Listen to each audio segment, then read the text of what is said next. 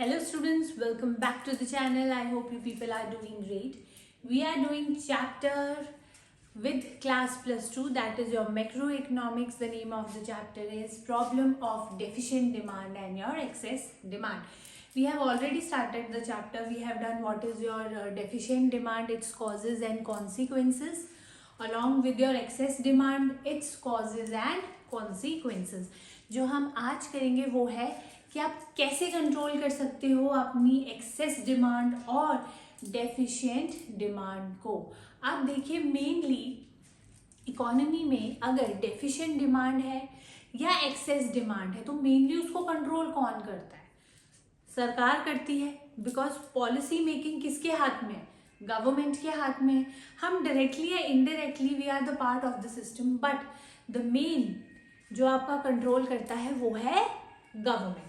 अब सरकार बनाती है आपकी पॉलिसीज, जिसे दो तरह से हमने डिस्ट्रीब्यूट किया है। पहली है आपकी फिस्कल पॉलिसी और दूसरी है आपकी मॉनेटरी पॉलिसी। ठीक है, फिस्कल पॉलिसीज के अंदर आती है आपकी नॉर्मल पॉलिसीज, जिसमें हम टैक्सेशन देखते हैं और आपकी एक्सपेंडिचर गवर्नमेंट का कैसा है, बोरोइंग्स कैसी है, कहाँ कहाँ वो स्पेंड कर रहे हैं, ये सारी चीज़ें। ठीक है, और मॉनेटरी पॉलिसीज़ के अंदर हम ये देखते हैं कि आरबीआई आपका मेनली कैसे कंट्रोल करेगा डेफिशिएंट डिमांड और एक्सेस डिमांड को इकोनॉमी में। ठीक है, तो पहला जो सबसे पहला हम करने वाले हैं आपका कि फिस्कल पॉलिसी के थ्रू हम कैसे आपकी ये दो सिचुएशंस को कंट्रोल करते हैं। देखो, फिस्कल पॉलिसी क्या है?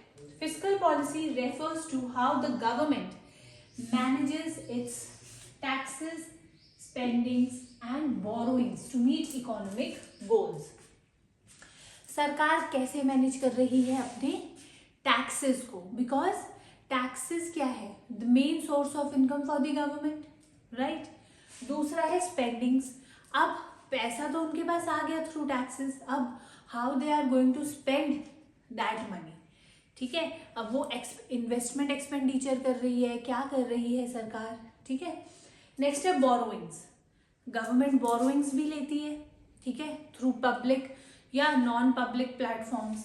ठीक है, तो वो सब चीजें हम फिस्कल पॉलिसी के अंदर पढ़ते हैं।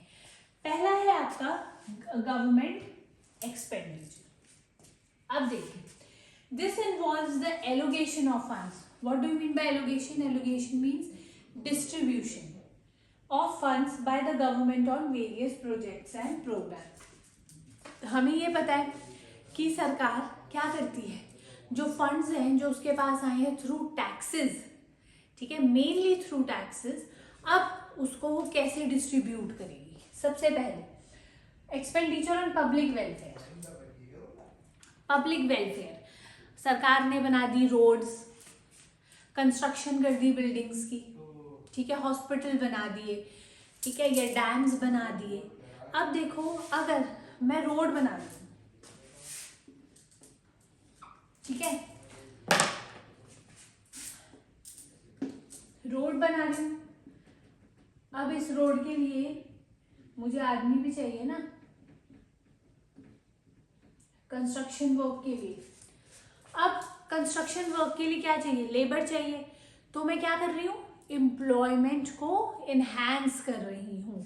जब मैं एम्प्लॉयमेंट दूंगी तो मैं मनी फ्लो मार्केट में बढ़ा रही हूँ, जिससे लोग डिमांड करेंगे, और ये कौन सी सिचुएशन को ओवरकम करेगा? डेफिशिएंट डिमांड को। ठीक है, अब यहीं पर अगर मैं अपने एक्सपेंडिचर कंट्रोल कर लूँ, यहाँ पर पब्लिक वेलफेयर एक्सपेंडिचर कंट्रोल कर लूँ, तो यहाँ पे क्या होगा? मनी फ्लो रुक जाएगा।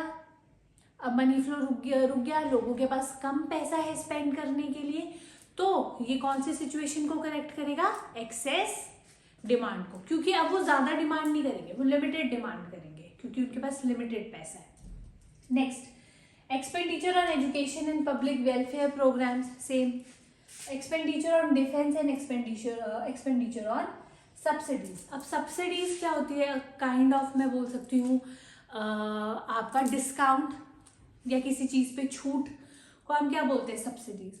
अब फार्मर्स को पेस्टिसाइड्स, फर्टिलाइजर्स पे मैंने सब्सिडीज दे दी एज अ गवर्नमेंट, ठीक है। अब वो क्या करेंगे, उसको खरीदेंगे, खेती करेंगे, जिससे वो उसको बेचेंगे तो उनके पास पैसा आएगा और वो डिमांड करनी शुरू कर देंगे। जब डिमांड करनी शुरू करेंगे तो कौन सी सिचुएशन करेक्ट हो जाएगी, डेफिशिएंट डिमांड की। ठीक है। सेम एज अगर मैं अपनी सब्सिडी रेट्स को डिक्रीज कर दूं तो यहां पर क्या होगा, फार्मर्स अपनी प्रोडक्शन को भी डिक्रीज कर देंगे, जिसकी वजह से मनी फ्लो कम हो जाएगा और एक्सेस डिमांड की सिचुएशन करेक्ट होगी। Got it.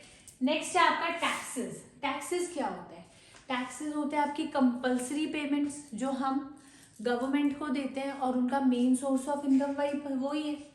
अगर गवर्नमेंट आपके टैक्सेस बढ़ा देती है, ठीक है, तो आपके पास डिस्पोजेबल इनकम अब क्या हो जाएगी, कम हो जाएगी।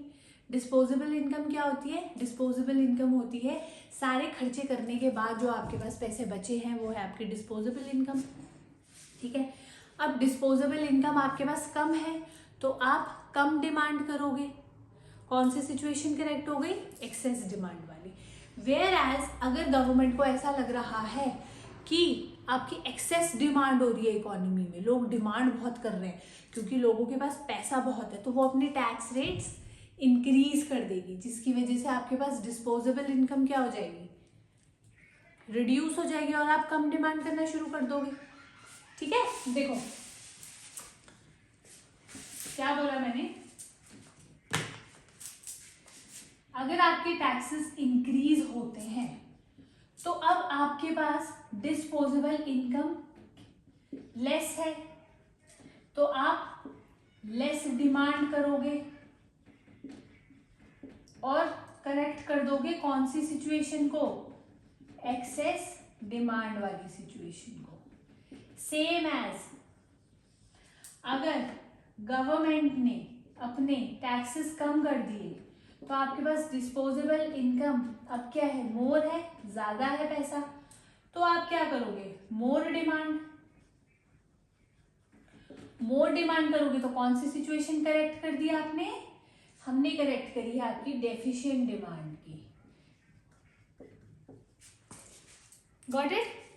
थर्ड है आपका पब्लिक डेप्थ। अब देखिए पब्लिक डेप्थ या पब्लिक बोरोइंग्स गवर्नमेंट कब करती है, पब्लिक डेप्थ या पब्लिक बोरोइंग्स सरकार तब करती है जब उनकी इनकम से ज्यादा उनके खर्चे हो जाते हैं। इस केस में गवर्नमेंट क्या करती है, पब्लिक बोरोइंग्स लेती है। ठीक है। इस केस में सरकार आपकी पब्लिक बोरोइंग्स लेती है, लेकिन दो और सिचुएशन में लेती है आपकी पब्लिक बोरोइंग्स, डेफिशिएंट और एक्सेस डिमांड वाली सिचुएशन में। अब देखो क्या होगा, पब्लिक गवर्नमेंट को चाहिए था पैसा, या उनको अगर नहीं भी चाहिए तो उनको दो इकोनॉमिकल सिचुएशन करेक्ट करनी है।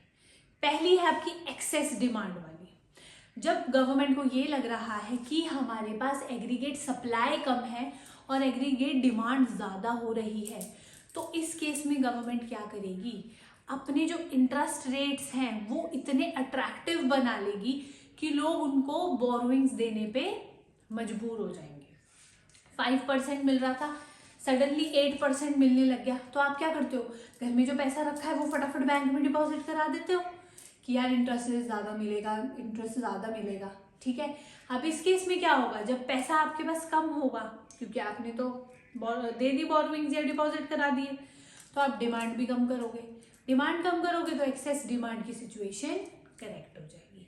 सेम एज डेफिशिएंट डिमांड है, डेफिशिएंट डिमांड में क्या करेगी सरकार, आपके इंटरेस्ट रेट्स को कम कर देगी, जिसकी वजह से अब लोग क्या करेंगे, विड्रॉ कर लेंगे कि यार इंटरेस्ट रेट तो मिल रहा है, विड्रॉ कर लो पैसे। ठीक है। या बोरोइंग्स नहीं देगी तो उस केस में उनके पास ज्यादा पैसा बचता है, ज्यादा पैसा बचेगा तो ज्यादा डिमांड करेंगे और आपकी डेफिशिएंट डिमांड की सिचुएशन को करेक्ट कर लेंगे। Got it. ये है आपके कुछ मेजर्स जो आपके फिस्कल पॉलिसी के अंडर गवर्नमेंट लेती है to correct your excess demand and your deficient demand. ठीक है। अब आ गया आपका कि आप इकोनॉमी में डेफिशिएंट डिमांड और एक्सेस डिमांड को एक और तरीके से करेक्ट कर सकते हैं, जो है आपका थ्रू योर मॉनेटरी पॉलिसीज। ठीक है। अब मॉनेटरी नाम से ही पता चल रहा है मनी, ठीक है।